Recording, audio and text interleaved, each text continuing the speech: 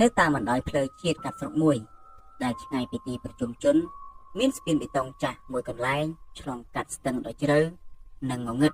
អ្នកភូមិដែលរស់នៅតំបន់នោះតែងតែហៅស្ពាននោះថាជាស្ពានមរណៈព្រោះតែប្រវត្តិដ៏គួរឲ្យខ្លាចរបស់វាកាលពីប៉ុន្មានឆ្នាំមុនមានស្ត្រីមានផ្ទៃពោះម្នាក់បានជិះម៉ូតូកាត់ស្ពាននេះនៅពេលយប់រលឹមស្រិចរួចក៏ត្រូវរថយន្តដឹកទំនិញធនធំបើកបុកវាទម្លាក់ចូលទៅក្នុងស្ទឹងសាកសពរបស់នាងនិងកូនក្នុងផ្ទៃត្រូវបានគេប្រកាសឃើញនៅ3ថ្ងៃក្រោយមកក្នុងសភាពហើមរលួយទៅនៅនឹងជើងសសរស្ពានអ្នកបើករថយន្តបង្កហេតុបានរត់គេចខ្លួនបាត់ស្រមោលដោយគ្មានការទទួលខុសត្រូវឡើយចាប់តាំងពីថ្ងៃនោះមកវិញ្ញាណរបស់ស្ត្រីអភ័ព្វនោះហាក់ដូចជាមិនបានតែចាប់ជាតិឡើយនាងតែតែក្រាញ់ននីលដោយចាំនៅនឹងក្បាលស្ពានជានិច្ចដើម្បីរងចាំរកទួលមកជំនួសឬក៏សងសឹកចំពោះរាល់យានយន្តណាដែលធ្វើដំណើរឆ្លងកាត់ទីនោះតែម្នាក់ឯងនៅពេលពាក់កណ្ដាលអាធ្រាត្រអ្នកស្រុកនៅទីនោះដឹងច្បាស់ណាស់ថាឲ្យទៅដល់ម៉ោងលើសពី12យប់គ្មាននរណាម្នាក់ហ៊ានជិះកាត់ស្ពាននោះតែម្នាក់ឯងឡើយបើទោះបីជាមានការប្រញាប់ប្រញាល់យ៉ាងណាក៏ដោយ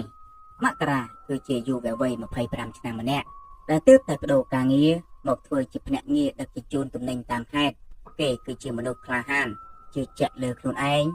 និងមិនធ្លាប់ជឿលើរឿងអបិយជំនឿឬក៏ខ្មោចព្រាយបិសាចអ្វីទាំងអស់នៅយប់ថ្ងៃសិលមួយដោយសារតែចំនួនទំនិញមានច្រើននិងត្រូវបញ្ជូនឲ្យទាន់ពេលវេលាមករាបានធ្វើការថែម៉ោងរហូតដល់ម៉ោង1រំលងអាធ្រាត្រទើបគេបានរៀបចំជិះម៉ូតូត្រឡប់ទៅផ្ទះជួលរបស់គេវិញ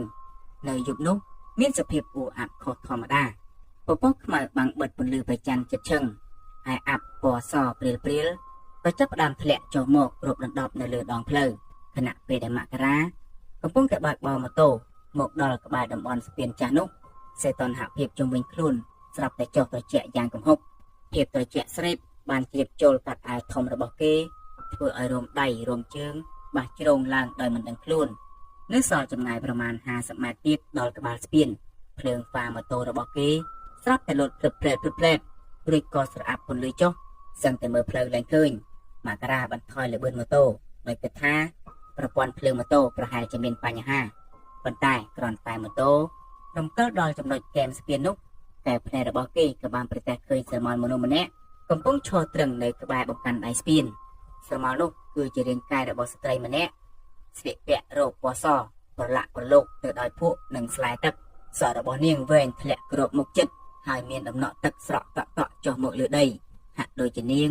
ទើបតែងើបចេញពីបាតស្ទឹងដ៏ជ្រៅមករាព្យាយាមមិនខ្វល់ខ្វាយ